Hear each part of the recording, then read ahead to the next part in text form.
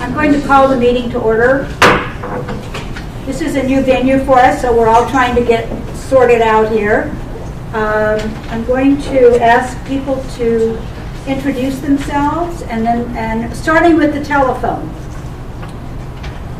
Rita?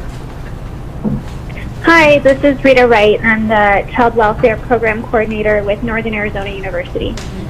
Okay, thank you. We're going to see if we can get the volume up just a little bit.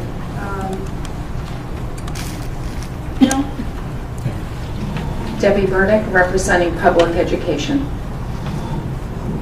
Ekstrom, representing the religious community. Denise Ensdorff, representing the provider community. Emily Jenkins, the Behavioral Health and Child Welfare community. Judy Krysik, ASU. Elisia Manuel, Native Communities. Robin Pearson, Court-Appointed Special Advocates. Nicole Roskens with the Superior Court and Juvenile Department. So if you'll just give me a moment to assimilate all of these documents that I have in front of me.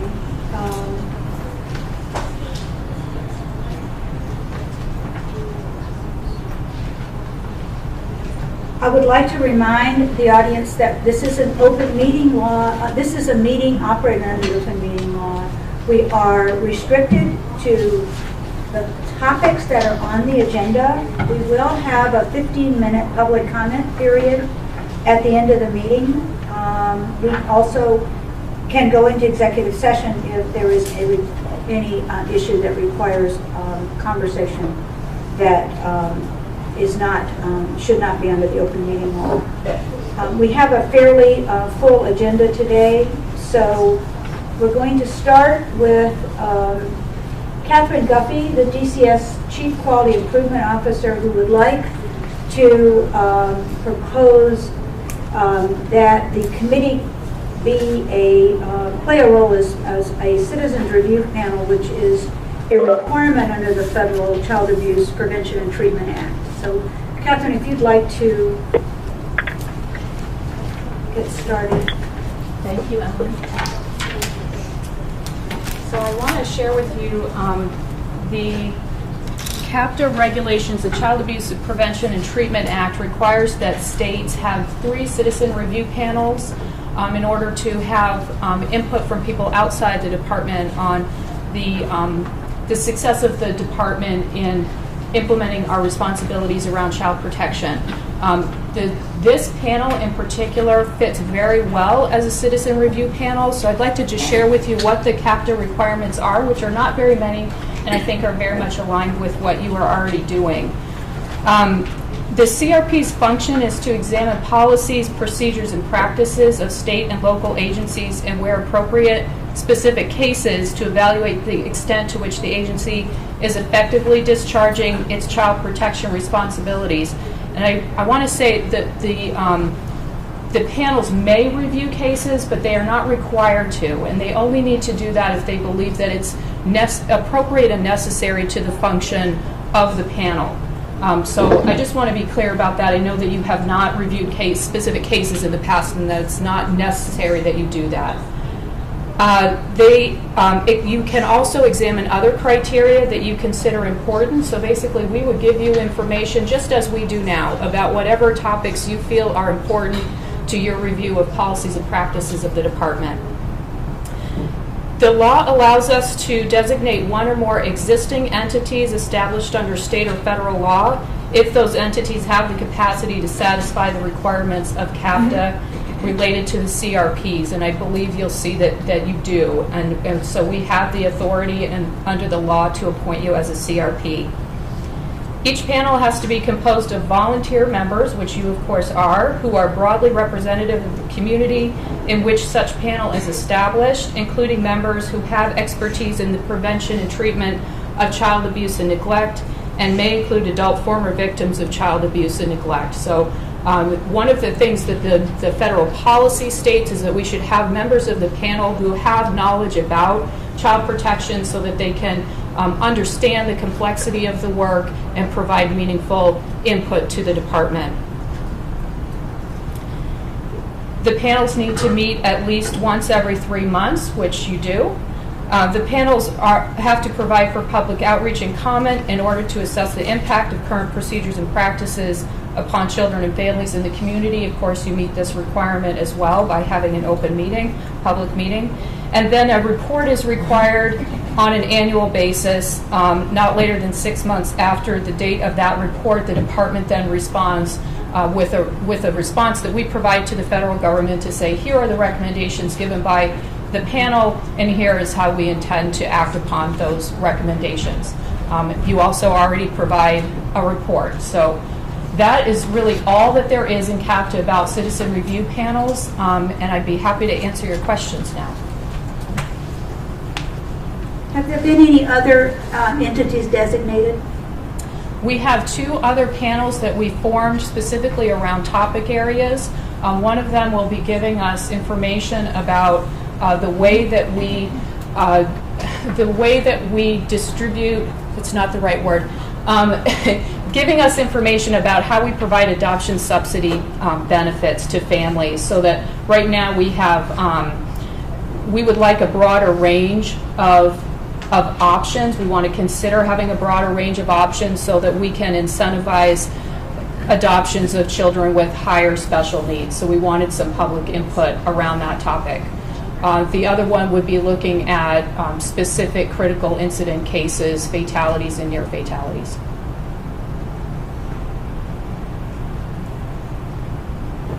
So I guess then this panel might serve in a sort of generic looking at the broader issues, not specifically. So I'd like to open this up for comment from the members of the committee about any issues or concerns you might have, about whether you think this is an appropriate role for this committee to play.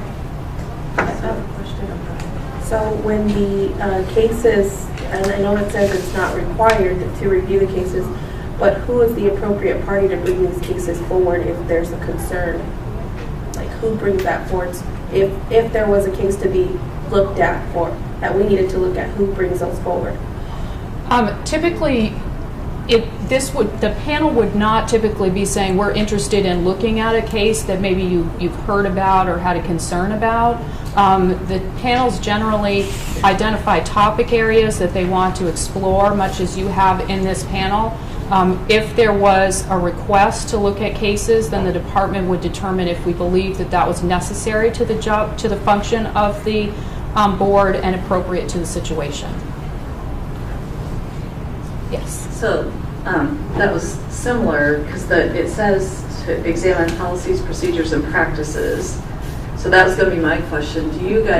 Would you be bringing a policy you're looking at forward for us to, I mean, how do we know what to look at? I guess is my question. And you know, actually I think that you would do absolutely nothing different than what you're doing right now. So we don't, for this particular panel, we don't want to tell you what topic you should look at, and you can really look at any topic that you think is important to give us feedback on, just as you have been. Well, we would also be able to hear from the public about any concerns that they might have. Yes. About a particular area of practice, and maybe we could then ask the department for some situations in which that may or may not have occurred. I guess we could do it that way. Right, yes. Under the law, you do need to receive comments from the public, have a forum to receive information from the public, and then we as a group and with department input can determine what type of information would be helpful to you and appropriate to your exploration of that area. So I'm going to read charge number 1 out of the statute, just so we can kind of reorient ourselves to why we're here. To inform the department, analyze current law and policy, make recommendations to improve the ability of the department to increase the safety of children, respond to child maltreatment, and ensure the well-being of and timely permanency for children who are referred to involved in the child welfare system. The second one is for collaboration among state, local, community, tribal, public, and private stakeholders in child welfare programs and services that are administered by the department. It would seem to me that there would be a match there between our scope and the federal, I do think I have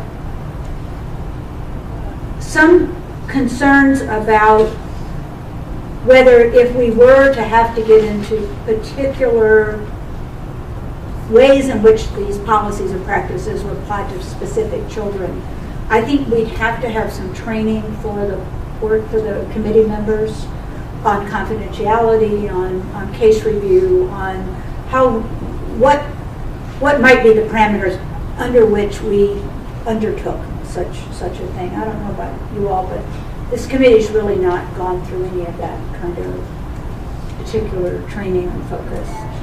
Now, some of you may have because of where you work, right? What do you all think coming from the courts or CASA, where you deal with individual cases? Right. I mean, I definitely think that it would be a good idea to have some training on that for members who are not used to that. Because you do need a high level of confidentiality.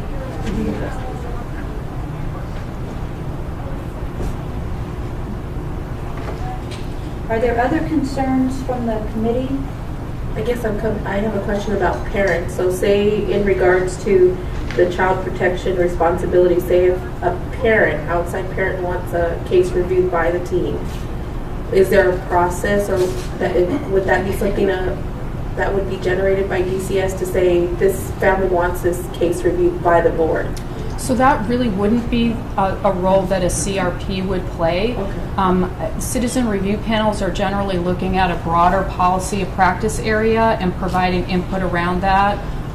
Dr. Krysik could certainly speak to her knowledge about citizen review panels. In the past, most recently, we had panels that looked at medical neglect, parent-child visitation, and substance-exposed newborns. So they tend to pick a topic area and then look at policies and procedures around that area, not so much looking at a particular case. And I would actually caution you about looking at cases, partly because of the forum of this committee, but also because there's limited information you can glean from one particular case. It's more helpful if you're going to look at cases to look at a lot of them, and you all don't have the time to do that in this forum. And we have an ombudsman's office that can address case-specific concerns for parents. Well, it seems that we would be have a very broad spectrum of concerns. Sounds like the other two boards are very focused. Yes. Do they just meet around those issues? And how effective would we be along with the other things that we're doing in filling that role? Yes, so the other two will just meet around those particular issues, probably for the remainder of this year, certainly, and then we may have different topic areas for next year. I think that the value of this panel is that you don't have a specific topic, that you can look at a variety of topics that are of interest to you or of importance to you and give us feedback around those particular topic areas. So I think it's actually kind of rounds things out a little bit for us and gives us a different perspective and broader perspective, which is beneficial, rather than having three panels on each with a particular topic area. So again, I think what you're doing right now, what you have been doing, is exactly appropriate for a citizen review panel, and you wouldn't need to change what you're doing in terms of selection of topics that you want to hear about, asking for additional information around those, and then providing us with a report with some feedback and recommendations. Any other comments or questions? I think one of the things that might be helpful if we're sort of broadening the perspective a little is maybe to have the ombudsman come and talk about the types of complaints and concerns that come to him, her, whoever, just in terms of what does the public bring, or what do they hear about, not in terms of specific cases, but just as a way for us to get in touch with sort of the public concern. There's to themes. say, yeah, are there themes? Are there certain types of situations that seem to lend themselves?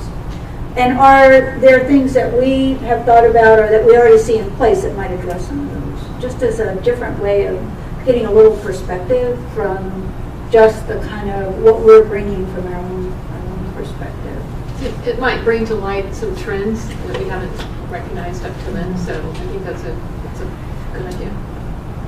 There's also a national technical assistants that have looked at best practices for CRPs, and probably there's a lot to be learned from that. Would that be something that we could get our hands on, or bring us some information about that? And we're going to get into this. I think we ought to prepare ourselves a little. Maybe have training on confidentiality in the event that we needed it, some training on the best practices, and some training on what the ombudsman is, any kind of public concern that's coming to the department about children in terms of types or issues or areas, so we could maybe bring a little more focus to this than what we have been looking at.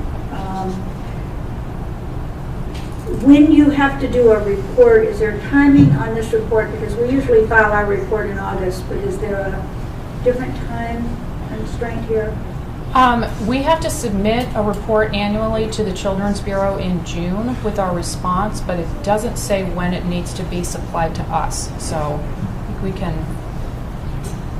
make it work for you. I think the August date is in your statute, so so we'll just need to.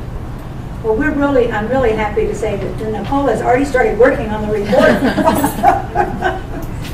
So we'll hopefully, when would our next meeting be?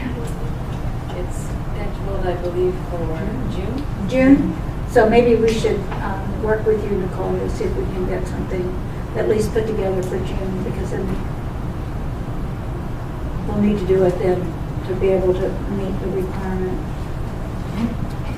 You can put that on the agenda for June. Okay, I think then I would need a motion to consider whether this committee is prepared to accept a role as a citizen review panel. I can't take comments now. So moved. Second. All those, any Can you comments? just clarify what the motion is? The motion would be to vote as a group as to whether this committee would be prepared to play a role as a citizens review panel. Is that a problem? Is there a problem with the motion? I think we are. No, so we're not considering, we're just deciding yes or no, we will or we won't. Well, now we need to discuss it. That's the motion on the floor. It's open for discussion. I think we're already doing it, so I'm comfortable. It sounds like we're already doing most of it, and if it fulfills the need for DCS, comfortable with it also. No, I think there's more to learn about it, but I think it's doable. I think. Call for the question. Is a call for the question? All those in favor, please say aye. Aye. Opposed? Aye. Thank you. Now I've forgotten my Robert's Rules of Order. Now do I ask the question? Was that a motion on calling for the question, or do I already vote on the matter? I believe we just voted on it. Thank you. I need to get my I just wanted Yes, go ahead. to just let Dr. Conklin-Aguilera joined about 10 minutes ago, so you can add that I'm here. Sorry. We got you. Thank you. Thank you, Catherine, for the update. Thank you. Okay, let's move now. I want to make one comment about the agenda. Pursuant to our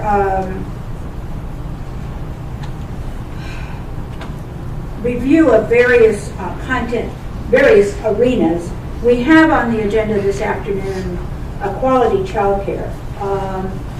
We have a little bit of an issue with regard to one of our speakers who can only be here at 3 o'clock.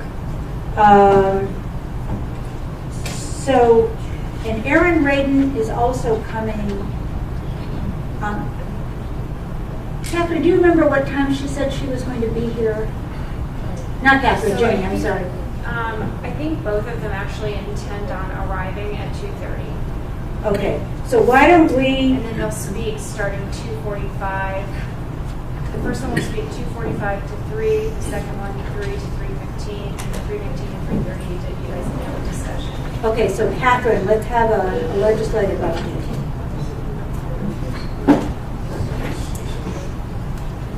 What about the process for public comment?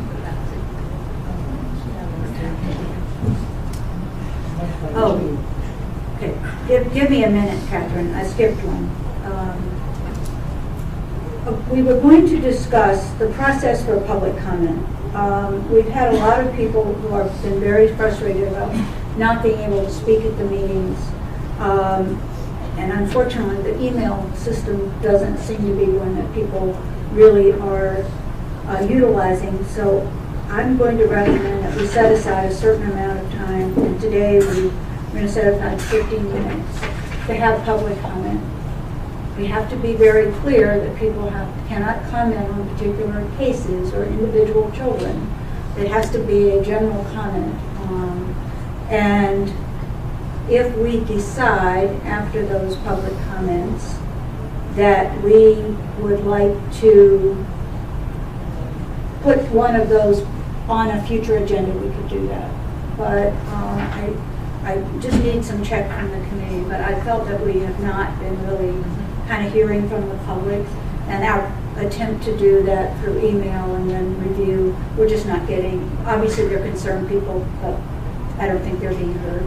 So what do you all think about this? I would suggest that typically when there are public comments at various meetings, there's some kind of half sheet that a person puts down at least their name and their topic, just so that we might have some sense of what the focus will be.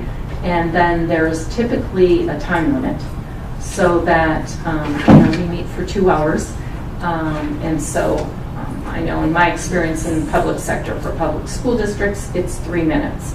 I don't know what this committee might feel is appropriate, but I believe that in the past years when we have had public comments, some exceeded what I think we thought was appropriate, but we hadn't specified a time limit. So I would just suggest we think about that. Actually, it has been 3 minutes in the past. Yeah, that's what We it has have been. 2 minutes on here. Yeah, I thought it was 2 minutes. Yeah, on the call for public comments today, we said 2 minutes. Okay. Okay, good. And we could just say 2 minutes because we're not going to have a lot of time at the end of the meeting. I do think, though, that, we're asking the ombudsman to come to share what themes are. I think having time for public comment is important if we're taking on this other role, because we will also hear potential themes, too, that would be important to hear. So we will then have a public comment period. We will allow 2 minutes for comments. And I think it would be a good idea if we had some sort of sign-up sheet with the name and the topic. And that way, as you receive them, that would be the order that they would speak in. So maybe somebody could come up with something like that for today if you've got some paper and just make it available to the audience. Is there we are held by a certain protocol for what we do, and I'm not sure that we're adequately communicating that protocol. So it creates a tension of we're following some rule that's not been stated. I think it would be good if we could begin those sessions with just a basic, here's the protocol for public, this is why we do what we do, and this is why you sign this piece of paper, or whatever we want to do. Okay. Good suggestions. Do we need to vote on this? Or are you all comfortable with the consensus that we can follow? All right, thank you for keeping me on track. So then we'll have Catherine Blades, who's our DCS liaison, do a presentation on the current legislative issues.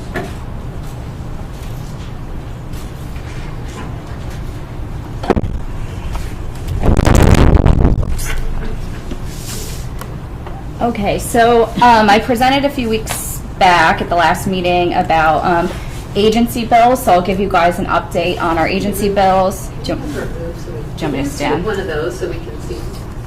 then you guys can't see. I'll just stand. I'll stand. Well, I want them to be able to hear you too, so. Sure. So I'll give an update on our agency bills, which are agency-sponsored bills, and then at your request, we'll go over a couple other bills that involve the department that we didn't sponsor. So the first one is our adoption subsidy. It modifies the amount that we reimburse attorneys. For adoption, right now we reimburse $2,000 per child, but we're getting adoption petitions with multiple children on them, charging per child when it should be per petition. So we switched it to per petition, and then we also changed the time frames for sending out adoption subsidy renewal letters to families. They get one once a year, and they're required to tell us if things change. So it was really kind of just duplicative effort on our part. That was signed by the governor yesterday. We have 1518, which is report consolidation. I know a lot of you in here worked on that. It consolidated the department's 38 unique reports, which produce 86 individual reports into a monthly, a semi-annual, and an annual report. It eliminated duplicative data measures, although it did not eliminate any data points, just ones that were in multiple reports, and it did add a limited number of data measures that the stakeholder group agreed that they wanted. That was also signed by the governor. We had SB 1072. It had to do with IT contractor fingerprinting. It required that anyone who had an IT contract with us, their workers get fingerprinted. It was written we did that last year. It was written way too broadly, so it required pretty much anyone who works at like Microsoft to have a fingerprint card, and we realized that was too broad, so we narrowed it down to just if they have access to department data as part of their regular job duties, because our IT employees are required to have those as well. That one was signed by the governor. We had SB 1395. This was our court authorized removals bill. It created 4 ways that the department can remove a child. So first is consent of the parent. Second is exigent circumstances, which are defined, and I'll go into those in a minute. Third is the new court authorized removal process. And then 4 is the original standard way with a dependency petition and a pickup order attached. The bill defined exigent circumstances. It mirrored some federal case law that has recently come down. So it defines exigent circumstances as probable cause to believe the child is likely to suffer serious harm and the time it would take to get a court order, and either of the following is true. So it's a temporal component. There's no time to get in front of a judge. And then either there's no less intrusive alternative besides taking temporary custody to protect the child's health or welfare. And then the second is that there's probable cause the child is a victim of sexual abuse or abuse involving serious physical injury that can only be diagnosed by a physician. So there's no time to get in front of a judge, and the kid needs a medical exam right now. So those are the 2 ways that we can remove. It also allows law enforcement to use reasonable force to execute an order for pickup. That one is it got final read in the House yesterday, and it's just waiting for concurrence in the Senate, and then it will go to the governor. So a couple of bills that may be of interest that aren't our bills. SB 1166. This was a Children's Action Alliance bill. It allows for children who are adopted out of a Title VIII guardianship to receive adoption subsidy. So right now, if you go to a guardianship and then the guardian later decides they want to adopt, which sometimes parental rights are intact, sometimes they're not, it just depends. But they are not entitled to adoption subsidy because they're not adopted out of foster care, they're adopted out of guardianship. So that amended that. So they are now eligible for adoption subsidy, which includes access. SB 1380, this has to do with helping some of our older youth in foster care get access to their vital records. So it requires group home providers to obtain vital documents which are listed. It's like birth certificate, social security number, either not a driver's license, but like an ID card. So it requires the group home providers to help children 16 years and older obtain those documents so they can get a job, they can apply for college, whatever. And it allows foster and kinship placements to obtain birth certificates for children in care with proof of need. So if they're getting a passport for them or adopting or whatever. And it requires the department to provide a child in care age 14 or older with a social security card if they request it. So that is awaiting, sorry, the last one was Beth, is it right there, it's still awaiting final read? Yeah. 1166. So that's awaiting final read. The one I just talked about is awaiting governor action. It may have been signed yesterday, actually. No, 1166. Partnership is at the governor. It's at the governor's office. Okay. So 1166 is the governor's office. 1380 was signed yesterday. Another one that is really great. This is a Children's Action Alliance bill. It is 2482. It creates a permanent tuition waiver for children who are in foster care between ages of 13 and 17, so it expands the age range. You have to have been in care for at least 6 months to be eligible for it, and you get it up until you're 26. So I had that was awaiting final read. You know, is that still? I made this. Okay, all right. So it's almost there. One other one I wanted to make you guys aware of, and this one does kind of a lot. So it started out as SB 1450, which you may have read about. It had to do with termination of parental rights for drug use, you know, kind of straight to severance for substance-exposed babies. It became a striker, which was pretty significantly different than the original draft of the bill. But what the new bill does, it does a couple things that I'll go over. First, it establishes a child under the age of 3 who has lived with a foster parent or kinship caregiver for at least 9 months is presumed to have a significant relationship with the foster parent or kinship caregiver. So if a child is under 3 is living with a foster parent for 9 months, and at month 10 an aunt comes forward and wants custody of the child, it puts the foster caregiver and the potential kinship caregiver on the same level. So it becomes just a best interest determination for the judge to decide where the kid goes. Grandparents still get preference under the statute, but any other relative, they're on the same level. It requires, if a child is taken into temporary custody, that DCS use due diligence in an initial search to identify and notify relatives of the child within 30 days. So in the first 30 days, we're to be making a really diligent effort to find family so we don't get that situation where in month 10 we suddenly find an aunt. You know, we need to be finding them within the first 30 days, which obviously involves cooperation of parents because we don't magically know who all their relatives are. But it requires in our dependency petitions to include whether we believe an aggravating circumstance exists, which I'll go into that in a second. It requires us to give the court and other parties written notice at least 15 days before the dependency disposition hearing if we intend to allege an aggravating circumstance. Aggravating circumstances are ones where we would be filing a severance or asking for a severance motion that's not based in time and care. So it's kind of the serious physical abuse, the different stuff like that. It requires us to file a motion for termination of parental rights within 10 days if the court finds the aggravating circumstance exists, unless termination is not in the best interest of the child, because we have to prove both of those prongs at severance. And then it adds the following as an aggravating circumstance, which is a child is born substance exposed, and the parent is unable to discharge parental responsibilities due to, you have to show 1, a chronic history of substance use or abuse, and 2, reasonable grounds exist to believe the parent's condition will continue for a prolonged or indeterminate amount of time based on an opinion from a licensed healthcare provider. So based on a psychological evaluation, probably that the drug use is going to continue into the future. So those last 4 that I talked about were not agency-sponsored bills. They were just other bills that were going through the legislature. Do you guys have any questions on these? Anybody have any questions? I have a question. This is Dr. Cody. Sure. For the notifying relatives within 30 days, how much does that differ from previously, or has it always been 30 days? So federal law does require that we do what's called a due diligence search within the first 30 days. It's made clear in the law, maybe I didn't explain it clearly, that it's not the end of the search. The search is ongoing throughout the life of the case. But what they want us really doing is a concerted, upfront, diligent effort to see who we can find as quickly as possible. So it's what's currently required, but we're not cutting the search off, until the kid's adopted. Okay. That was my question. If it would, perfect. Okay. Okay, thank you. Thank you, Karen. Aaron and Michelle, you're both here, right? Okay. Yep. So, as part of our inquiry into the various issues that are part of the state strategic plan for the year, quality child care is really one of the big ones. So we have 2 people to speak today.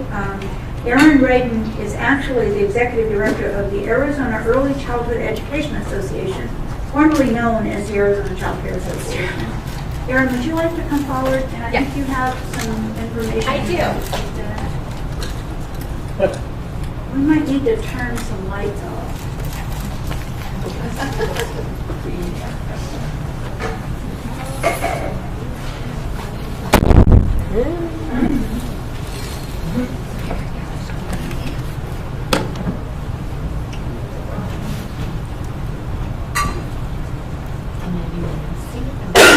If somebody, oh, there's another ship.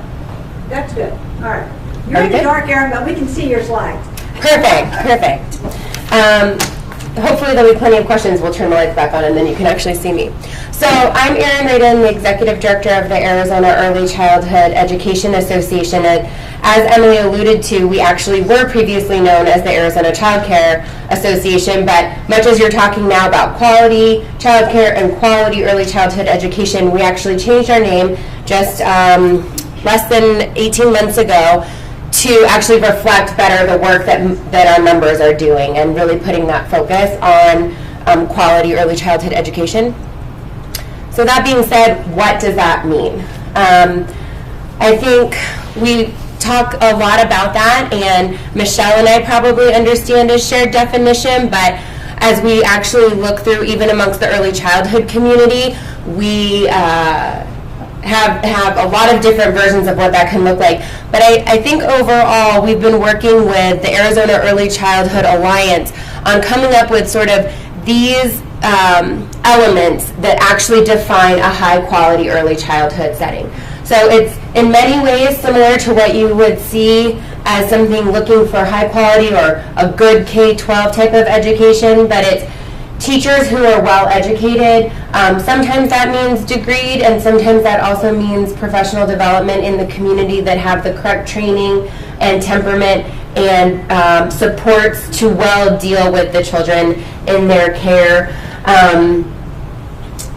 We certainly have some of the same issues that K-12 has when it comes to availability of funds to pay highly qualified teachers, and the availability of these professionals in our state, but it's something that we are all working really hard towards.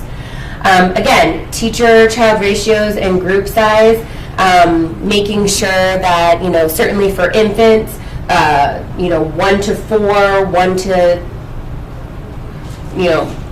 to 4 child ratio and lower is sort of probably, I don't know, Michelle might yell at me later, but I would say is getting towards a quality realm. As children are older, then certainly, their ratios expand, but making sure that it's a reasonable amount of children at that developmental stage for a teacher to interact with. And then again, overall, even if you had 3 teachers, you don't want too many kids all together. So figuring out a group size or class size, if you will, as well as that teacher to student ratio. Making sure that the learning environments are appropriate as well, so that they have the right appropriate materials and furniture, the small furniture. I know it sounds funny, but what a 1-year-old needs is different than what a 5-year-old needs, is different than what a school-age child needs as far as size of chairs and tables and types of toys and types of books and what the correct educational materials are. Then in addition, having ongoing assessments so that you can tailor instruction and learning to the specific needs of children. So even in a group of 10 preschoolers, they're all going to be at different levels, need different supports. And then family engagement, having a real encouragement of families that having the teachers and the other professionals in the care setting be able to really explain to families, get feedback from families, and also provide information about how the child is progressing. And then the final sort of piece is having a way to measure these other elements. So making sure that Michelle's going to talk a lot more about quality first, which is first things first, quality improvement and rating system. So it's the state system here in Arizona that very robustly measures all of these other pieces and then some to determine quality. There are also Federal Head Start standards are another measurement of quality, and then also several national accreditations, different bodies that have standards that people can work towards and then can be assessed on. So why is quality important? The reason is that we see much better return on investment the earlier we start with kids. So, that 0 to 5 piece, kids are learning more than probably, beyond that combined. So, as we see, this is about the vocabulary gap. You can read that. I should look at the slide myself. For low-income children. So the more words children are exposed to at an earlier and earlier age, obviously the more that grows over time. And that's what you're going to really encounter in a high-quality early learning environment. People who are talking to children, using the vocabulary, beginning critical thinking with them even at this age in a way that's appropriate for that, zeros and ones and twos and 3-year-old children. So thinking about it too, we know, as we've just talked about these things, well, they sound expensive, so, and that's always going to be a resource issue, but when you look at what the benefits over time are and how you're able to save costs over time, they begin to really make sense. So, high quality, a child without a high quality early education is at risk 25% more likely to drop out of school, 40% more likely to be a teen parent, 50% more likely to be in special education, 60% more likely to never attend college, and 70% more likely to be arrested for a violent crime. So what are we doing to try to begin to infuse this better into our system and into the Department of Child Safety as well? Well, the main funding for this, other than First Things First funding, which I'll certainly let Michelle address, is the Child Care Assistance Program, which is administered through DES, but which, DCS is one of the larger components of the caseload. So what we have now been working on this session is HB 2449, which is on the governor's desk now and awaiting his action. And what that does is it directs the department to allocate a certain percentage of federal funds towards paying for tiered reimbursement. And tiered reimbursement means paying a higher rate for a child who's in a high quality setting. So currently what the department has been implementing as of this week, which is something that we really worked hard with them to implement before this bill was even through the process, was to say, so to back up a second, basically the governor's office and the department decided to implement this with much collaboration from partners and stakeholders this month. So starting in April, this is going into effect. And what they're going to do immediately is Quality First 4-star providers will receive an extra 10%, Quality First 5-star providers will receive an extra 20%, and nationally accredited providers will receive an additional 20%. So in essence, this 2449 is really just putting into statute something that we have been working on with the department and they're already enacting. But the real reason that this bill is still so important is because it doesn't set a dollar amount, it sets a percentage of the federal allocation. So when this bill hopefully is signed by the governor, we will see this ideally increase if there are additional federal investments into child care development block grant, which initially when we started this, some said, well, yeah, but when is that going to happen? And I'll tell you when. Now. Because who knew when we started this bill that the federal government would pass almost $2.4 billion increase to child care development block grant in this most recent budget for the next 2 years, and that will mean $59 million additional for Arizona. So that is funding that will be new, that's federal funding that is, I'm sure as we speak, being hotly debated on how to spend, but the good part is, assuming the governor signs our bill, which is on his desk, at least $2 to $3 million of that will go into this quality tiered reimbursement piece. So there's a lot of things we can do to increase quality with this money. We also know that we have a wait list. So, certainly I think we have every expectation that some of it will serve additional children, but that there are probably a lot of different ways that we could use this, really maximize this new federal funding. And I hope that, possibly there would be things that this committee would discuss or that DCS would discuss where we could even possibly leverage this to infuse even additional greater quality, especially for these highest risk kids in the system. Just to also let you know, early childhood was actually a really not forgotten part of this budget, so I'm sure there are plenty of things we like and don't like about it, but we certainly can agree that the CCDBG funding, an expansion of Head Start and Early Head Start grants, and then a couple of additional things in the early childhood world will certainly be much appreciated. Oh, and that's all I have for a PowerPoint. Can you go back to the last slide?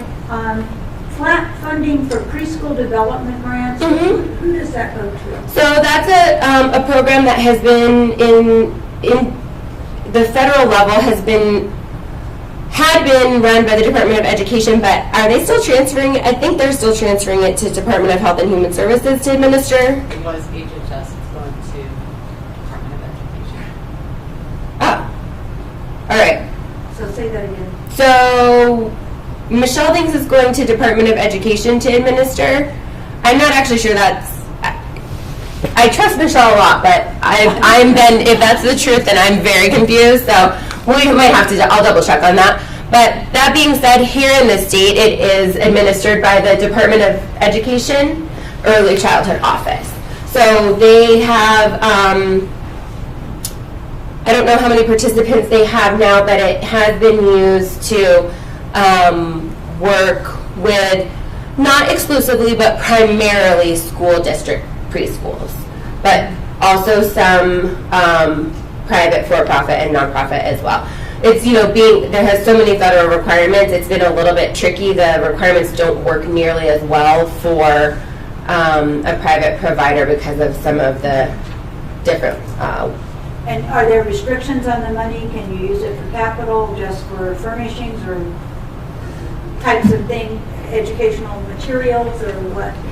So initially you could use it for all of those things, and there also was a tuition component to it, and I don't actually know if that has changed in the newest appropriation. But initially what they were doing was it would be all of those sort of capital expenditures and materials, and then also it would pay for slots, if you will, for lower income children.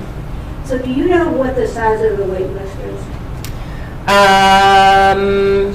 Today I do not, but it has been hovering around 5,000, I would say, for quite some time. I mean, by quite some time, I mean maybe 18 months, if not longer. I expect actually that it's a little bit lower today. We've kind of been chipping away at it, but I have to say that for better or worse, the wait list has not been as readily utilized by families. I think a lot of times it's been going on for so long that I think a lot of families either don't ever put out their eligibility, or if they do, they don't maintain it. We think that probably the unmet need, if you will, so the number of children that would actually qualify, should we be able to serve everybody, would probably be closer to 30 or 40,000 children. So the wait list of around 5,000, or right now probably 2 or 3, is really not representative of the need. So has anybody costed out what it would take to meet that unmet need? I expect the department has. One of the biggest challenges is that, and we, again, across many fields we see this, but the rates from DES for child care assistance are based on the year 2000 market rates. So they're 18 years out of date. So if we looked at serving everybody who needed to be served at that rate, it's a couple $100 million. But if we looked at actually serving everybody who needed to be served at a rate that was reasonable and that would allow for quality and provide for quality for these subsidized children and families, I mean, it would be then exponential. So are there other questions for Erin? Is there any effort to identify quality for children who've encountered significant trauma? Do you mean, is there an effort from the department to help those children find a high quality setting, or do you mean is that kind of education part of what we think of as quality? So I think it's both. I think one is that a high quality setting is really important for children, and finding that and helping alternative parents understand the importance of that. That's one area. But another area is how a child care center is supported and prepared to work with children and understand children who have experienced trauma. Yes, a couple different things. One, I would have to defer to the department to speak about how they're working on the education piece, but that's definitely something that we agree is important and would be happy to assist with when and wherever we could. That being said, the resources available for child care providers to understand trauma and be able to still provide high quality for children who have had early trauma. There's a couple different things. One is Department of Economic Security is also using some of this same funding to put out a very robust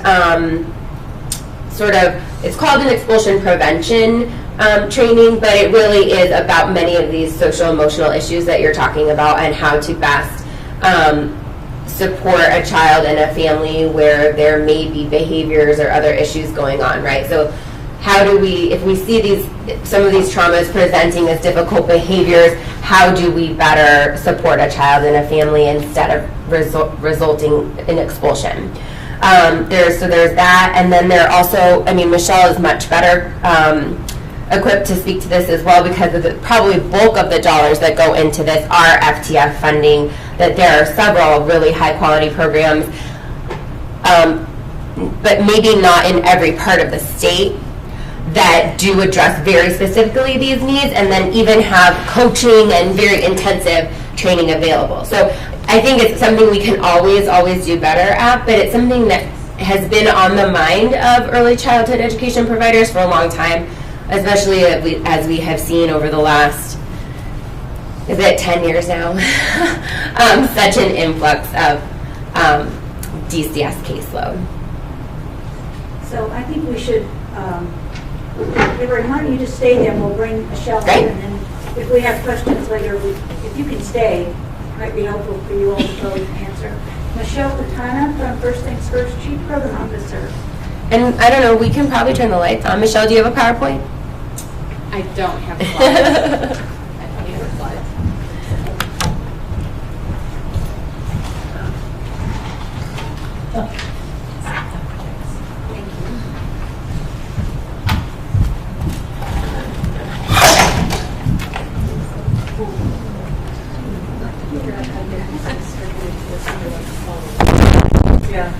Almost knocked over the camera. Okay, Michelle. Good afternoon. Thank you for having me. I am Michelle Katona. I'm the Chief Program Officer with First Things First. In the packet, I'm going to scoot out. I feel like I'm... That would be a better seat so we can see you. Yeah. I did include in the packet that I provided a brief overview of First Things First for those of you that may not be specifically familiar with First Things First, but hopefully you are. We're the Early Childhood Development and Health Board that is specifically dedicated to supporting our young children age 0 to 5 and working to ensure that they are ready when they enter kindergarten. Through a dedicated tobacco tax that was passed in 2006.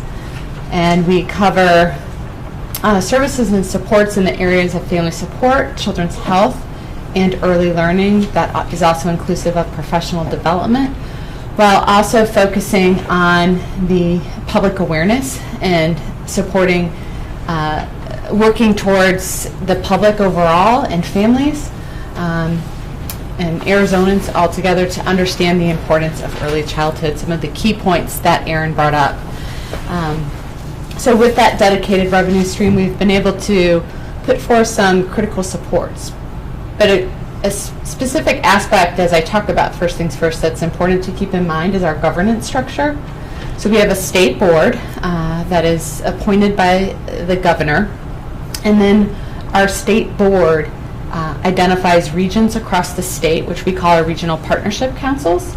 And the regional partnership councils are local governing boards that have 11 member volunteers that represent a parent, child care, educator, school administrator, faith-based, philanthropy, business, healthcare at large. And then we also have very strong partnerships with 19 of the 22 tribes and nations here in Arizona. So that I can go into a lot more detail, but I know the focus is on childcare, so I do have an overview, and our website has an incredible amount of information to go deeper on any area. But I also have included, if you're interested in being part of a regional partnership council or know of folks within your network, we are having an open application process right now to add volunteers to our regional partnership councils. So that's this little graph. My little commercial. So one of our main areas is around early learning and supporting quality and access to early care and education. And while I'm going to talk about Quality First specifically, which is Arizona's quality improvement and rating system, in the back of your packet I have a few slides. I'm not going to cover things that Aaron did already, but just some key concepts, again, to keep in mind as I talk about Quality First and why it's so important to think about quality early care and education.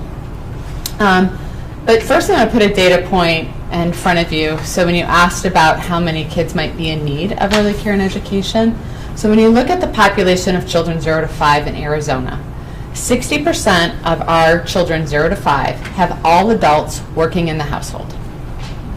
All adults working in the household. These kids need something because they're 0 to 5. And what is that something is what we often talk about is the mixed service delivery and about family choice. And when we think about early care and education, it's about for-profit, nonprofit programs, it's public school-based programs, it's Head Start, it's also regulated family child care homes as well as lawfully unregulated family child care homes. I always find that interesting to talk about lawfully unregulated. But it is it means you can, if you serve less than 4 kids, you don't have to be regulated. And when we talk about the importance of family choice, what we often know, though, is parents and caregivers don't have a choice. And some of the key reasons when you're thinking about, which is the next slide, access to quality early care and education, the majority of the tuition that is covered in an early care and education setting comes from the parent or caregiver. So 60% of our young children have all adults working in the household. We have 28% of our young children living in poverty. So when you think about the cost of early care and education, I was with someone yesterday and they did the math on having their 2 sons in early care and education, and when they added it up, it was close to $200,000 over 5 years. So when you think about parent fees is the main way of providing for that, do parents really have a choice? There is the Child Care Development Block Grant, which does bring in substantial amount of funding, but there is a wait list. There is very minimal state revenue that goes into child care in the state. The majority of the revenue that does go into child care is predominantly for children in the child welfare system. So that's the state general fund. And then First Things First, which I'll talk about, we do have Quality First scholarships, which is about providing scholarships to families 200% or below poverty in a quality setting. And then some of our programs are able to generate private funding in their communities. Going to the next slide, Aaron talked about the key indicators of quality education. putting it in 3 bullets. You want high quality environments, you want positive adult-child interactions, and you want to have good administrative practices. And I already talked a little bit about the mixed service delivery, but when you think about the standards and assessment of quality, so you have lawfully unregulated, which means you can have less than 4 kids in your program and not be regulated. You have certification of homes, which is done through the Department of Economic Security. You have state licensing standards, which are implemented through the Department of Health Services. For tribes, some tribes have tribal regulation for how they do early care and education on their tribal lands. And then we have our voluntary quality improvement and rating system that is administered through First Things First. And so that's what I'm going to specifically talk about is quality first. And when you, the question about trauma and the question about the kids that are in need of child care. So child care is not just about having a safe environment. It's critical, it's important. But if we understand the brain science, then we also understand that education is starting prenatally, particularly when that child is born, and that relationship with the adult is very critical. So the family environment is critically important, but if 60% of our young children have all adults working, they're not always with their parent or caregiver. That means they're in the care of someone else, and that person needs to be skilled and knowledgeable of how to meet the developmental needs of our young children. Licensing standards require a high school diploma. I know we want to think that all of our high school students can quickly come out of high school and be prepared to support our young children, and they have passion and they have excitement and they have energy, but there are definite learning environments that make a difference for our young children. And when we particularly talk about children that are exposed to risk factors, exposed to trauma, the number of adverse child experiences that our young children have, you also need to have those skill sets and the ability to transform your teaching practice to the needs of young children. And so that's why we talk about the environment, the teacher-child interactions, and the administrative practices, which gets to staff qualifications. And so nationally, but here and as well as here in Arizona, there has been a tremendous focus around changing the paradigm on how we think about early care and education, and really thinking about it as education and not just a safe environment for when parents are working. And so changing that environment has led to quality improvement in rating systems. We call ours quality improvement and rating system here in Arizona because the emphasis is on improvement, not just a rating. Other states, because the models do vary, you can rate a program. Think about when you rate hotels or you rate restaurants, right?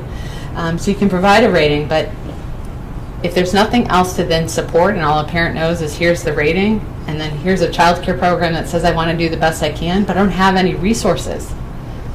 $9.65 before minimum wage hike was passed was the average salary. Tuition from parents and caregivers is the main revenue source. How are these small businesses really able to move on quality when you look at the type of revenue that is really coming in?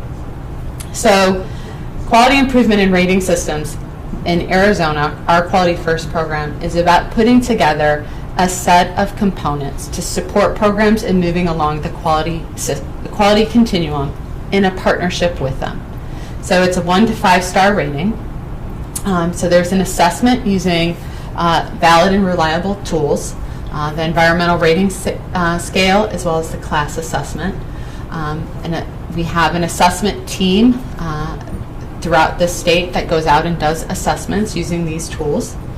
And then that then provides the opportunity for a coach to review that assessment with the child care program and identify goals to focus on where can we be making improvements in the early care and education program along those main areas. We also have child care health consultants that do support the health and safety. This talks about disease prevention, this talks about diapering, this talks about safe playgrounds, many things that to make sure that the health and safety needs of children are being met, and the structure and environment is supporting the health and safety. And then we also have professional development, so college scholarships that our teachers can receive to either do their child development credential or their associate's degree, but there's also resources that can be provided for bachelor's degree, which comes from the Federal Preschool Development Grant, as well as specifically with our regions, to continue to support the teachers in the classroom of continuing their education.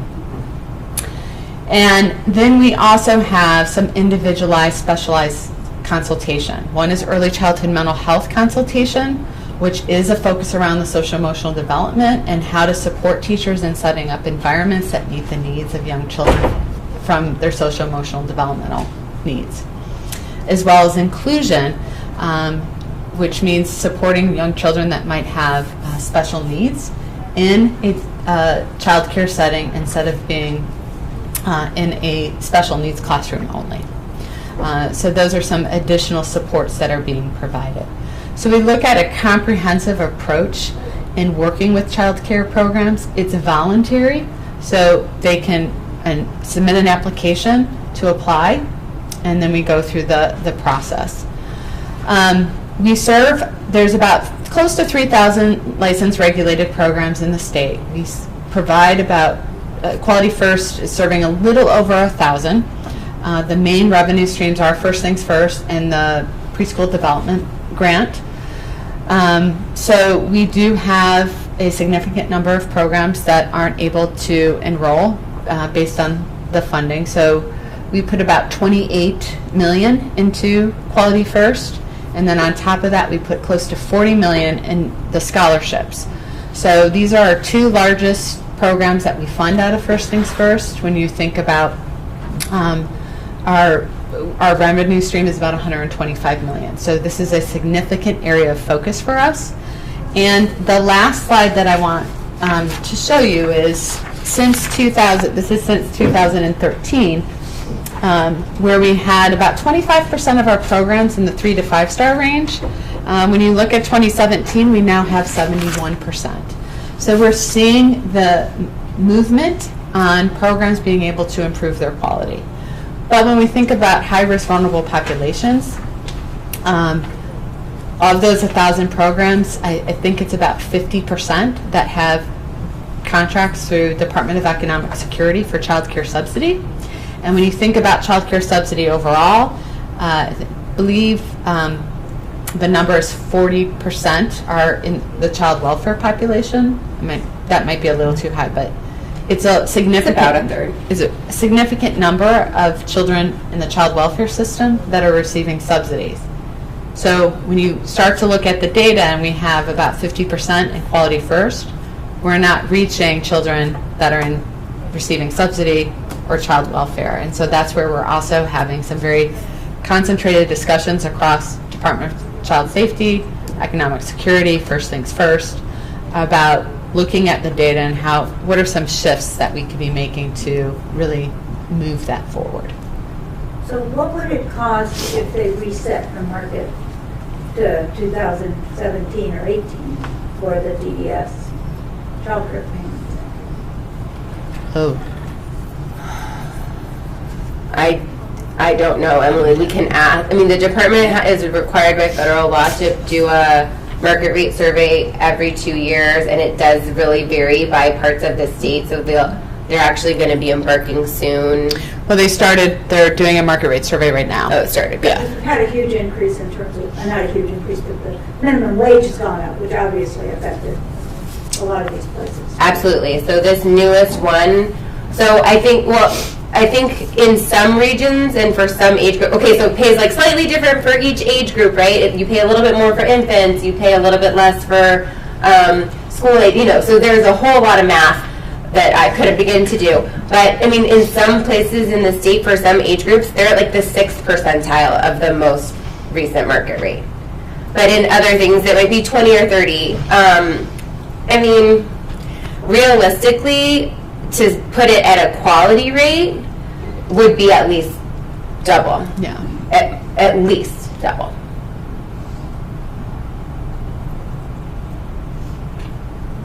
So what do families do when what it costs to have the child there is a lot more than what the state is paying in terms of subsidy?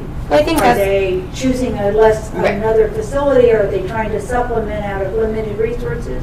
We call it a patchwork of childcare. Yeah. So, and that patchwork of childcare could mean on certain days it's my neighbor, on certain hours it's relatives, or it could be a child. So it could be an actual regulated childcare program. So if you think about if it's a patchwork, the inconsistency for the child, and particularly if a child had any adverse child experiences, trauma, etc., the more changes that they're having and the more inconsistencies can just increase their risk and have effect on their development. It's the hardship on the family, just of all those places where they may have to go, which could be convenient or not convenient in terms of location. So it tends to put an enormous hardship on families if they can't. I mean, I could not imagine if I had to have different childcare for my son every day. I don't know what I would do. But you're right, Emily. Some people do then try to. So providers who do, let's say you do have subsidy, you can be asked to pay the difference in between the subsidy rate and what that provider normally charges. So sometimes providers are willing to work with you on that. But amongst some of the higher quality providers, they simply can't. Right. It costs too much for their program to operate to be able to write off that amount of expense. And that's extremely unfortunate. It's what nobody wants, but it is the reality that we're in. I think another thing, to Michelle's point too, is oftentimes parents then go into, are forced because of the cost to be in what we wouldn't consider to be an early education program, where it really is more of, I mean, not to use a bad word, but babysitting. It's custodial, it's not education. Thank you, yeah. And then in unregulated places, in some cases, it might also not even meet minimum health and safety standards, right? So you kind of have like 3 or 4 levels. You have totally, like maybe really, really crummy and dangerous. You have at least they're licensed and they're meeting, or regulated to some degree, and they're meeting basic health and safety. It might not be educational, it might be more custodial, but at least there's somebody, some minimum standard. And then you have a quality setting, which has education and nurturing and health and safety and all of those. I mean, that's the goal, really, for all kids. Are there other questions for our folks here? I always think when this topic comes up, it's really sad and it's kind of overwhelming, because it's just like not wanting to pay teachers. We really don't want to pay what it costs. When we were doing welfare work in one of my other lives, we had people who literally were getting a job, coming off of welfare, but their job, when they lost their subsidized child care, that it cost more for the child care for 2 kids than they were earning, and they couldn't keep working. Or one person turned down a salary increase because they would have lost their subsidy, which is not how you get people to move forward, in their professional careers. So it seems like it's another one of those societal choices that really limits the opportunities for the children. So if you are a foster parent and you have children in your custody in child care, Are you limited to what the state is paying? What do foster parents do? A variety of things. So some foster parents probably find a high quality setting, or maybe the setting where they might have bio kids or whatever else, and then would pay the difference between the DES/DCS rate and what the center's street rate is, so to speak, private pay. In other cases, foster families find providers that typically aren't as high quality that don't charge the difference. And then the other thing that you end up having, so just as you talk about wanting to have children with special needs and in inclusion classrooms, why do you want to put all high-risk children in one setting? So some programs have hundreds of children in their care that are DCS or on child care subsidy.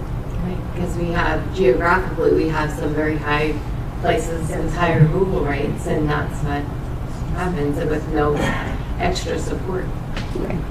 So with regard to the training and the quality improvement, I mean, one of the other problems we ran into with a project we did in Tucson years ago was we kept training people and they kept leaving. It was really hard to keep staff. So is there lots of turnover is another issue?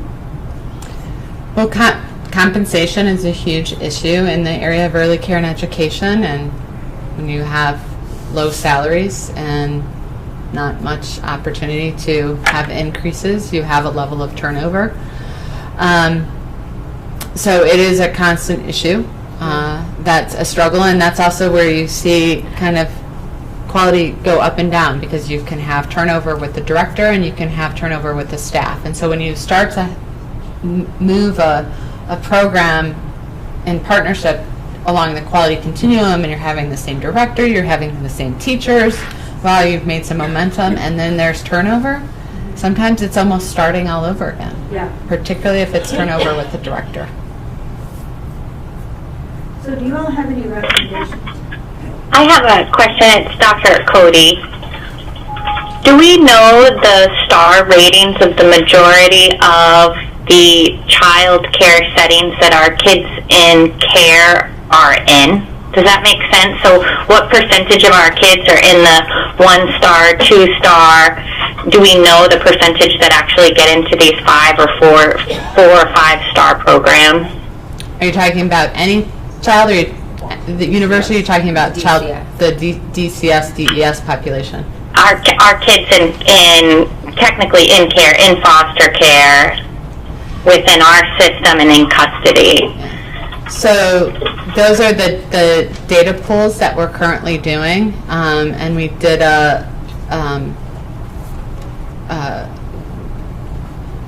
we have a report that we just pulled. I don't have all the numbers off the top of my head, but it shows it didn't have the DES, the child care subsidy children, but it had DCS, and then we were able to cross-match to say which ones were in quality first and at what star level. Could you get that to us, or somebody, so we could look at it? Would you all like to? Yeah, I would love to see that too. And then you have the issue of children who are not in any child care setting. A lot of times the foster parents don't know how long they're going to be with them, and don't know whether it's worth putting them in. So you have to, I think, consider that number along with the number that you have there. So I have another. That would be useful, yes. We had a very high rate of expulsions among 4-year-olds in the Tucson preschool system a number of years ago. We were working on children impacted by family violence. What do you see as expulsion rates among preschool kids? DES is doing a lot of work just digging into that now. I don't think that we have any good numbers at all to reflect that, but with the newer federal the Child Care and Development Block Grant Reauthorization of 2014, which is most of this money that goes towards subsidy, put asked states to start to look at that more closely and to start to really enact some expulsion prevention. So we've been working for several years with the department and other stakeholders on coming up with an expulsion policy. So they've put out an expulsion policy to minimize expulsions, that you have to go through a bunch of steps in trying to work with the child, work with the family, et cetera, before you could expel. And in addition to that, they've launched and are in the process of continuing to launch a really robust training piece around that, multiple hours of training that they're offering statewide to try to reduce that. They're starting to now track and do some of that data collection, but I think it'll be a while before we have numbers that are really trustworthy. I will say that continues to be an issue that people look at across the country, that yes, especially boys and especially boys of color have extremely high expulsion rates.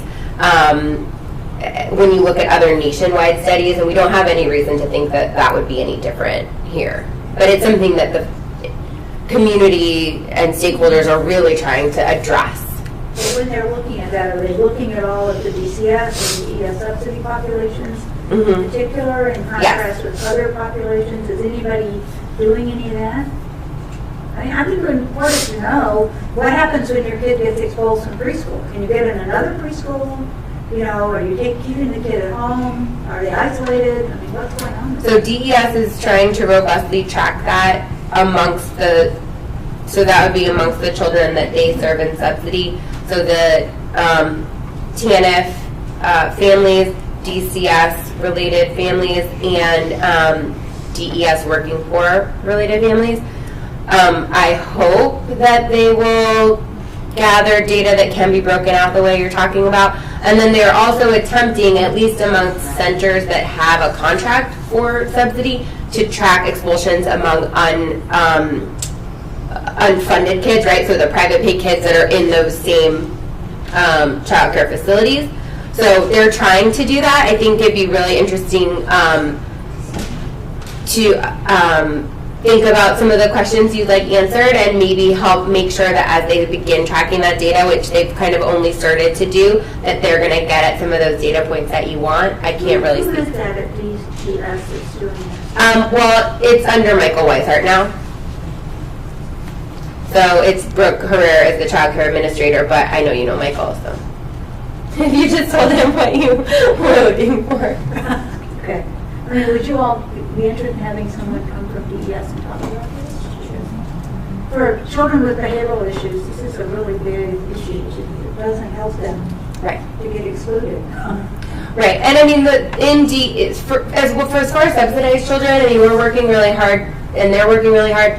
You have to do everything you can to minimize the expulsion, and then the idea is that that family will have guidance in choosing their next environment. So maybe part of the problem for that child was that they are a child who would be better served in a smaller home setting, where they might have more, less chaotic environment, if you will, and more attention. Or maybe they do, hopefully, there are limitations on the recommendations that I'm sure DCS as well as DES can make as far as specific providers, right? Because you have all these contracted providers, and you can't always say, oh, this is the one you should go, because you can't pick favorites in that kind of procurement environment. But that being said, trying to educate that parent, oh, well, here's some of what we saw that resulted in this last issue, but maybe you should look at, these are the elements that might be a better fit for your kid, and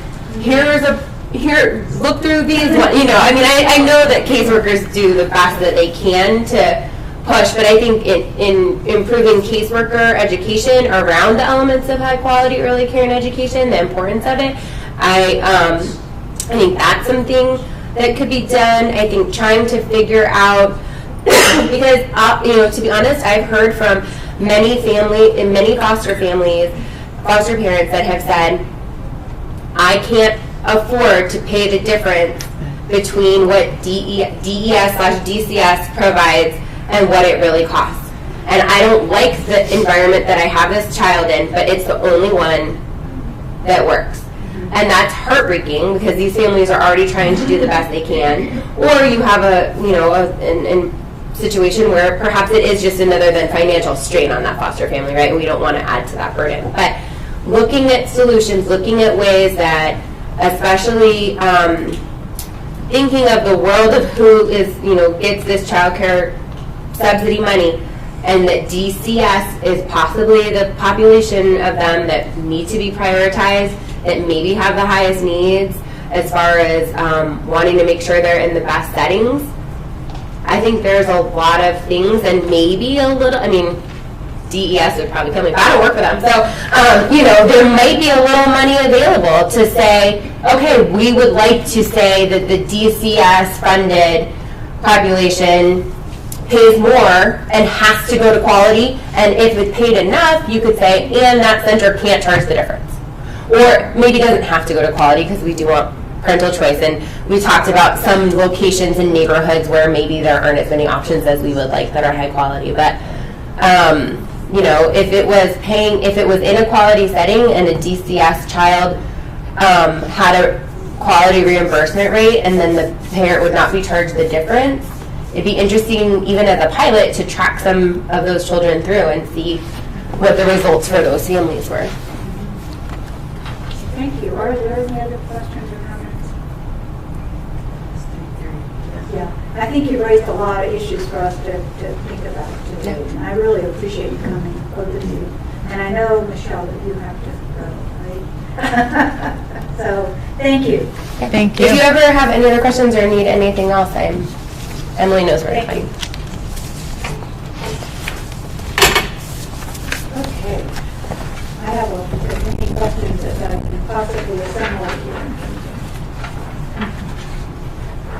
Yeah, we've just been looking at trying to prevent disruptions for children who have a lot of trauma and helping educate foster parents on how to parent those children effectively. But if the kid's getting kicked out of preschool, and it just makes the whole thing harder.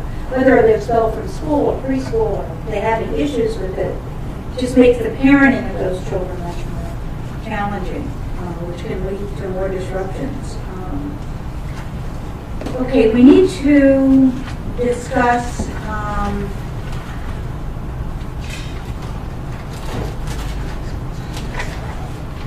item number 5.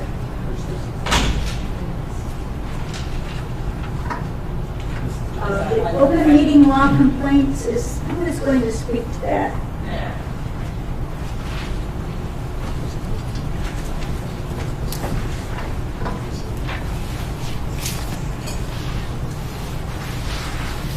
Good afternoon.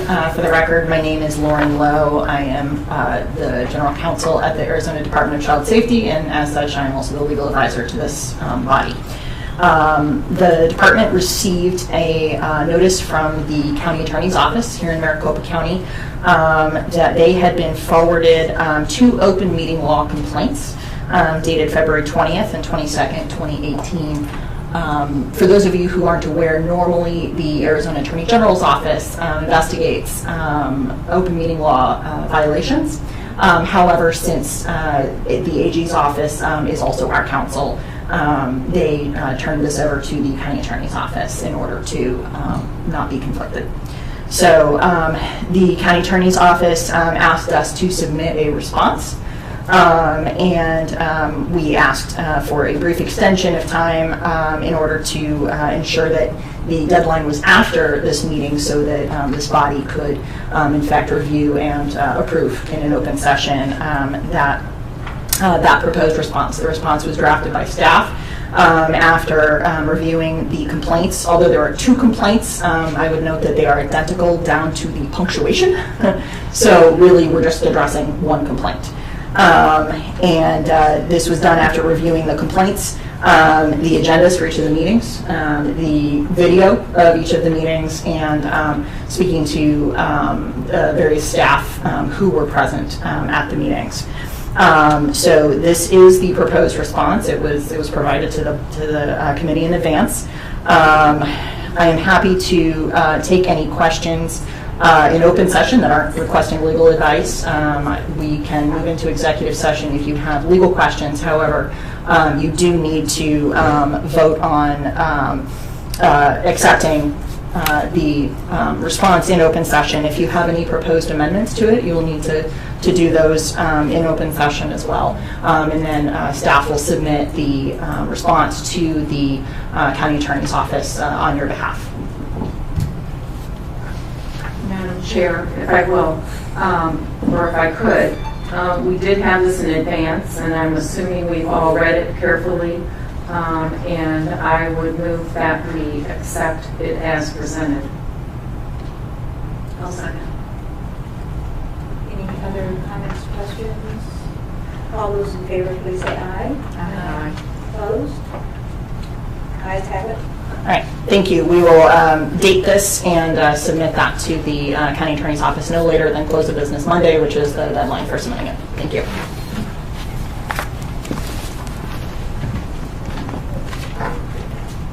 All right, moving on to the agenda for the next meeting, which will be in June. We will need to, we need to do our annual report, which I'm really happy that Nicole has started working on. Nicole, do you want to get what you got and send it out to the rest of the committee for comment? I will. Yeah, so far what I've done is just started the new draft of this year's fiscal year 17-18, and then I've put in all of the agenda items onto the report, and I've started to put in some of our other committee's responses, but if anyone has any documentation on the responses, if that can get to me. Does everybody have a list of everybody's emails? Do we need to send that Or out? do they need to go to Ben? And then Ben will Because send the it. open meeting. Send it to Ben, and then, that's right, I'm sorry, I'm forgetting. Send it to Ben, and then send Ben forward. What else do we want to put on, now that we have talked about this citizen review panel, would you like to have some training on the confidentiality issue? If you feel it's, I think we have some members that maybe aren't used to having to follow that. I think it would be a good review. I think we should all have the same training, just so we're all on board. And I would really ask, and we need to encourage everybody on the committee to participate in that day, because we have some people who haven't been here. So if we do that and we do the report, let me ask staff if there's anything coming up that will need to be reviewed by the committee. I know Catherine left, but sometimes there are things that we need to review. Any reports or any other items that you can think of that would be coming up at that time? Not aware of anything. Beth? Actually, can I suggest that you hear public comment before you set the agenda for the next meeting, because it says in the public comment and you'll follow things, and you'll respond to things in the public comment, so this makes sense to me. Could you make that as a public comment when we open the public comment? Yes, Would the committee like to defer and we'll just close at 5 minutes still and talk about that? We have had discussion about upcoming meetings and what we would like to do in those meetings in our previous meeting.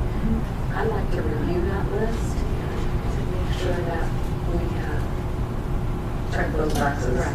Because I think there were some very interesting things that came up with. Yeah, and I don't have my notes for that. Does anybody else? I'll tell you what I would like to suggest. Why don't you do that and send any suggestions for agenda items to Ben, and he can get that out to us, and then I can review those when we're setting the agenda. So I think there were some high value items on there. There were. I think we don't have them in front of us right now, but I think we could easily get them, and I think that would make for a more meaningful meeting. Okay.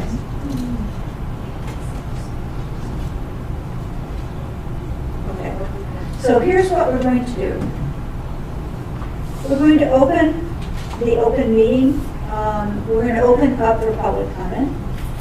I'm going to set the timer on my phone for 2 minutes. When the 2 minutes are up, that's it.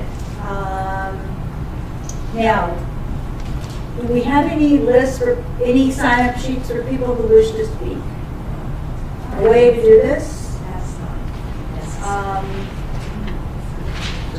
Anybody want to hand me a sign-up sheet or hand it to staff?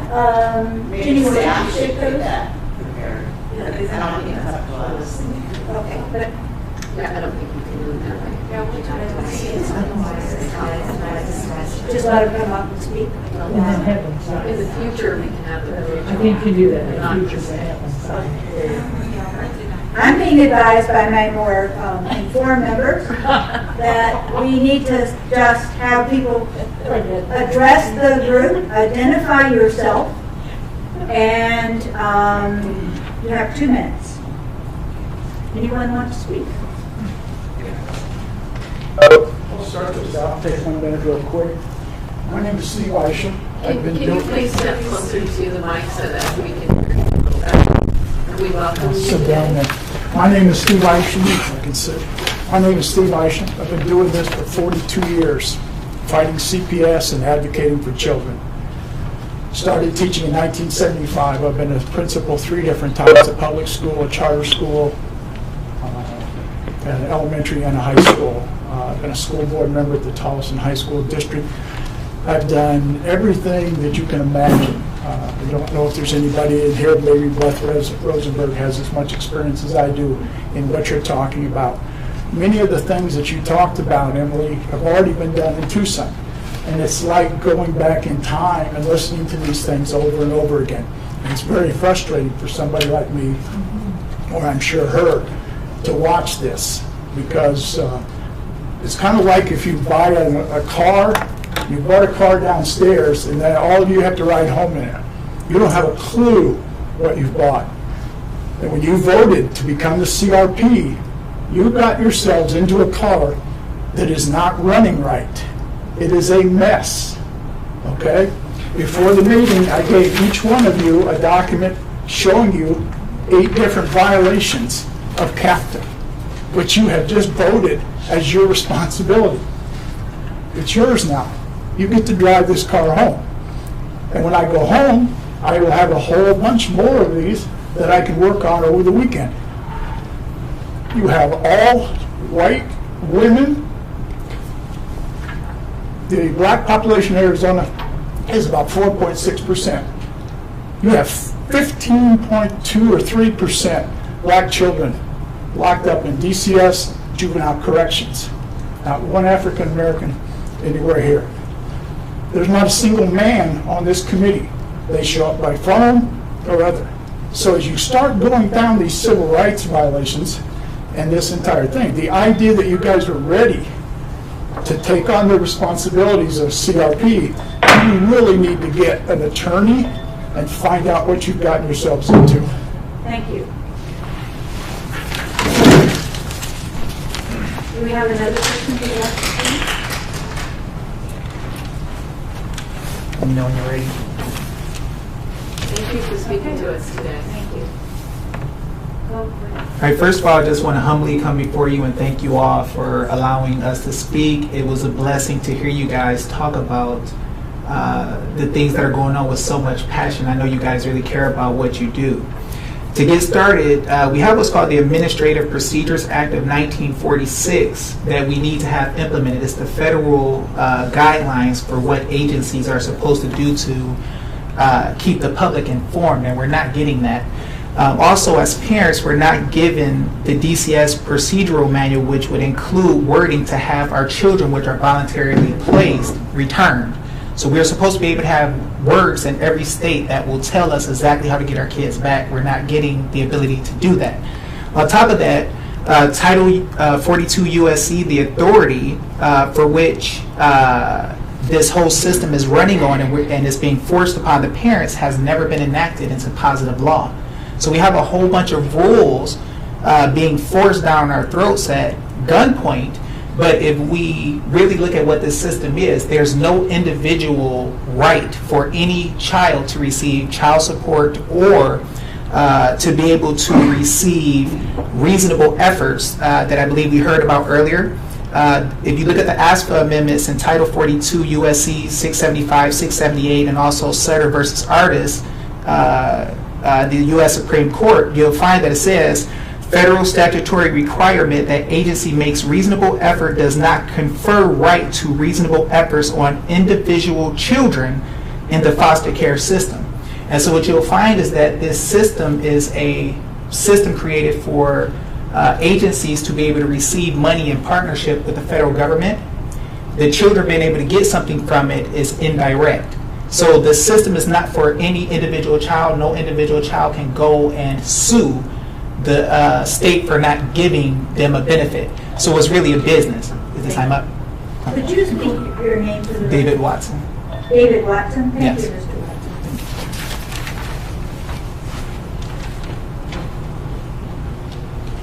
We'll have Beth, or whoever. Let's go on.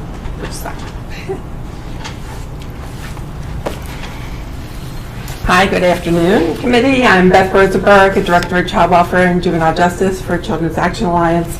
I came to speak about one thing, but I've added some things to my topics today. Number one, I suggest you set the agenda for your committee meetings after the public comment so you can react to what the public has to say. I was also curious to see that you had a draft response to the open meeting violation, and that was not available to the public, which I think should be on. If you have it, we should have it to see what you're speaking to and what you're acting on. In terms of the child care, the quality accessibility for foster parents, I think it's just as important to have that accessibility and quality for kids in their own homes. Lots of, if you know the Morrison Institute study on neglect, a lot of those neglect cases are supervisory neglect, and that brings the kids into the attention of DCS.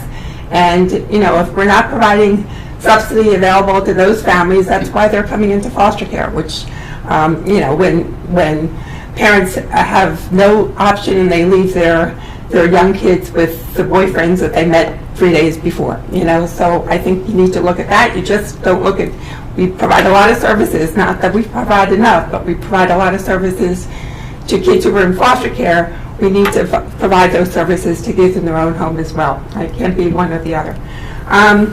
So I really came today to talk to you about the Family First Prevention Services Act. I think some of you might be well aware of that act that passed with the federal budget in February.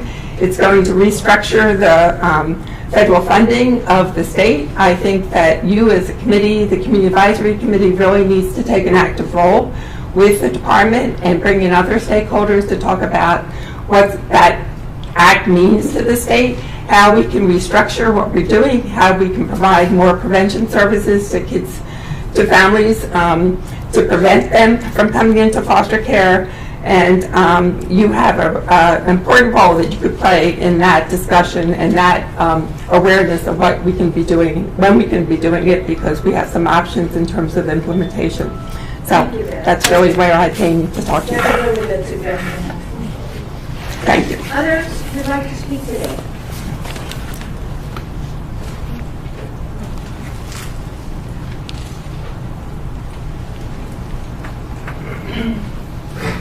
My name is Lori Ford, and I just want to thank you so much for allowing us to do public input. I'm kind of on the fence whether if we wouldn't have pushed it, if it would have happened, but it's happening, and that's what matters. We can move forward. I want to mimic kind of what Steve Isham had said about the citizen review panels. They are very important panels. And I know in the past that there's been some problems with DCS even listening and communicating with their citizen review panels. So just be prepared that instead of just answering to state, you're going to be answering to the feds out of San Francisco. Just want to warn you of that. I don't know if you're aware. The other thing is, as I've sat here, this is my third meeting, it saddens me that our children, every single child in this state, has a price tag on their head. When I hear you talk about the providers and the money that's going out, the money that DCS gets from the feds, from the Social Security Fund, the money that the attorneys get paid, I believe Catherine Bates even said, you know, we have to pay these attorneys. The incentives, the monetary incentives for these children to be terminated from their families and to be put in foster care and then adopted out. It's human trafficking is what it boils down to. There's money placed on every single child. Thank you.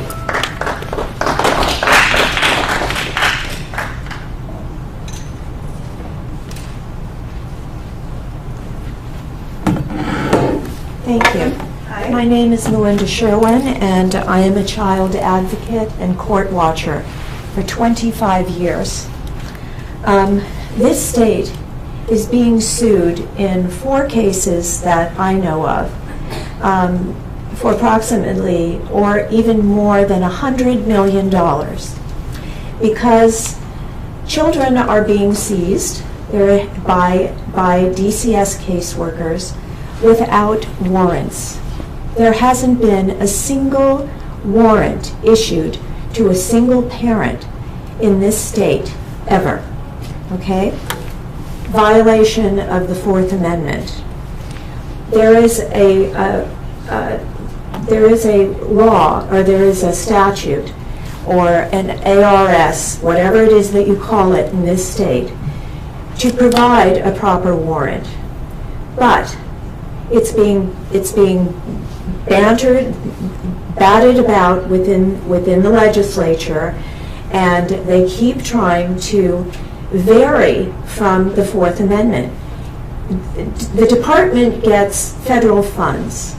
Federal law is the Constitution, and in this instance, it's the Fourth Amendment. Children have been gravely harmed. That could have been in this state. There are just 4 cases in which children have nearly died. Children have been placed in violent homes and pedophile rings that have been busted by ICE, FBI, and the Homeland Security. And it is time that the legislature look at the Fourth Amendment and get a proper bill. To seize a child, there must be clear and articulable evidence of imminent danger of bodily harm or death in the time that it would take to obtain a warrant. For a warrant to be issued, there must be an adequate showing of no reasonable means to protect the child without seizure. All investigations, reports, petitions, proposed orders must be truthful, factual, honest, and complete, and signed under penalty of perjury. Thank you, Linda. Anyone else today? I am somewhere in federal court. Well, not you.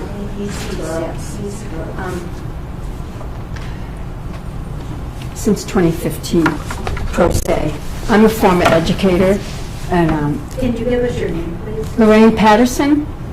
Right now the case is called Lorraine Patterson versus Carla Miller, but I did get a remand from Ninth Circuit as to the lying and false allegations and fabrication of evidence against me that removed my daughter from my home for 17 months, and I was locked out of her life. She was put with people arrested in a prostitution ring. I've probably been telling you this for 2 years. This is what CPS, well, now it's DCS, does to children, and my daughter has a safe home. I own it. I mean, it's bizarre. The reason they do it is for Title 4E. There's all kinds of funding attached. It's approximately $80,000 a year. I have the emails from the prosecutor stating my daughter was detained for federal funds. Federal court is another cart and pony show. But at any rate, so one thing that isn't done, there's a Title 4E, and that means reasonable efforts are supposed to be made to keep a child in the home. So I just want to let you know that. This state doesn't do that. You go to court, I don't even know my charges. I have to beg for my charges. Meanwhile, they're threatening my teaching licenses with false charges. It was the worst nightmare, and I remain traumatized. This is 2013 and 2014. I mean, you know, it's traumatizing. So they are supposed to make reasonable efforts before they remove a child. The state ignores that. The judges don't care. They're improperly trained. My case is basically about being lied about. What the state does is repeats the untrue charges as true throughout the whole thing. They don't change it. And then I work a lot with homeless, and I was working with homeless women for many years, and I'd see that in their paperwork. They just keep repeating the untrue charges as true and keep your child detained. Thank you for your concern. The whole system is broke. Secondly, evidence proves that removing a child from drug-inflicted parents is more traumatizing than leaving them and helping the parent. And that is best practices, which people need to study. Does anyone else in the audience wish to make a comment today? Please come forward. Okay, we can take two more, and then we are going to run out of time here. So, welcome, and please state your name. Yes. My name is Carla Johnson. I'm a member of the Arizona DCS Oversight Committee. I'm a grandparent, a mother, and a child advocate. I want the system to change. Thank you for letting us speak today. It says here that the review panels, that you evaluate state child welfare agencies. And the only thing I see here is how you monitor how the state is coordinating adoption and foster care programs. What about the other side of the coin? Keeping families together. Children do suffer trauma when they are removed from a good, loving home based on false allegations. Now, I'm wondering, how is this panel independent? Because all of you were appointed by the DCS director. I mean, whether that was Clarence Carter, Greg McKay, the other, I don't know, Flanagan, I don't know. But, I mean, do you ask yourself, why is Arizona the leader of the nation with so many thousands of children in foster care? Could there be a problem with this? Okay, and why is it year after year we read on the news that Arizona is boasting that they have the largest national adoption day in the U.S.? What is wrong with this picture? Are there that many bad parents in Arizona?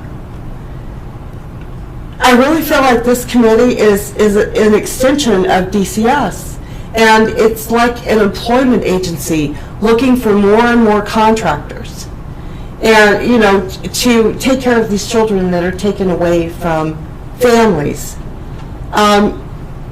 It's like a regime. It's like to increase DCS's regime to seize more children, and these children are basically financial coffers to fund criminal judges, attorneys, court appointees. I want to let you know, and this is really important, I understand my time is up. Yeah. But right now there are 5 indictments against the state of Arizona for human trafficking. And there's 5 international tort claims for violating the treaty and violation of the Universal Declaration of Human Rights, the Convention on the Rights of the Child, and the Protocol to Prevent Human Trafficking, especially of women and children. And the state is doing that. They're doing it, yes. They're doing it. Okay, I think we have time for one more person.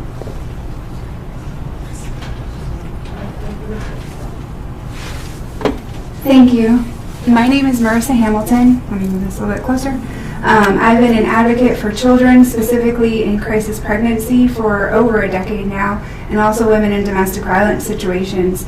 I'm getting calls on a regular basis from parents, from women specifically, that are having their children seized because they fled a domestic violence situation. One woman in particular, she was raped and she fled it, and her child was safe. Her child was with her grandparent, and the state still came and took her child from her. I don't think, right now what's happening is that the public is getting the perception that if a woman is raped or a woman flees a domestic violence situation, then that means that she must not go to the authorities or not go to a domestic violence shelter because it's too much of a risk for her child to be taken and her life to be destroyed, whereas she's trying to instead put her life back together. And instead of being able to flee violence, she's facing more violence from the state. And as a survivor of domestic violence myself, and someone that's overcome that, I think that that's a very dangerous situation for us to put women in. I think that we need to create a system where women and children and families are protected, not that they get more aggression from the state from overzealous CPS workers. I thank you for the time that you've taken today. There's 2 cases in particular that have been reported in the media that I would like to see for us to have some way of having public hearings on. One is from Jesse Wilson, whose original name was Jesse Machado. He was adopted out under false allegations, and he wound up dead. His body was found in pieces along the highway. No one has contacted the biological family. I met them myself. They're wonderful people. They still have 3 children that are in the system right now that are all have allegations of abuse that have happened to them. And also the remains of Jesse Machado are not being returned to the family. And I think that we should have public hearings when we find that the system didn't work and we wound up with dead children. Devaney in Tucson is another example where DCS put her in abusive home after abusive home, eventually to get sex trafficked to a pedo organization in Sierra Vista that the FBI had to rescue her from. There were no public hearings. There were no hearings. There's been no one fired. There's been no disciplinary action. Another child that has escaped from that pedo has now sued the state, and there's no accountability to that. And I believe that you're here to look at DCS and hold them accountable and make sure that at the end of the day our children are safe, and that women of domestic violence are not having to become victims of the state and instead are able to come to safety, rehabilitate their families, so that Arizona can have safe, strong families. Thank you. Thank you for your time. And have those cases been submitted or reported to the Ombudsman? I believe so, many times. It would be really helpful to have that go into the record. I believe many times that they have. I don't have the case numbers, but I can certainly, if you give me your contact information, I can get it to you. Well, they can give you the information for the Ombudsman. I know that the Ombudsman have been contacted. They've dismissed it. They don't respond to us. Yeah, the reason why I'm here. Yeah, the reason why I'm here is the public. The Ombudsman's office is not responding, and these children need justice. Okay, thank you. I think, thank you all for speaking today and raising a number of issues for us to consider. I think that everyone sitting here is really concerned and here out of a genuine concern for the children. And we will take what you have to tell us at the heart. So thank you. Now, for the meeting next time, I think that Beth Rosenberg raised a very important issue. The recent federal legislation is very transformative in terms of the use of $40, in terms of the ability to transfer funds upstream to more prevention and intervention. There are also serious implications in terms of the use of money for children congregate care, and we have a lot of that. So there are huge budget implications. Would you like for us to add that to the agenda? Maybe a brief, there's still a lot coming out on this, on that act and what changes it may bring about for our system, the implications. Are you asking for next meeting? For the next meeting. Who would give that presentation? By the next meeting, I could probably, we can have someone do it. I'll find someone to do it. Madam Chair, would we want to see first, Beth brought up the fact that we had things already slated for other meetings, maybe it can be added to the timeline or the list so we don't become more aggressive in what we have on the agenda, and we can handle that in a 2-hour time.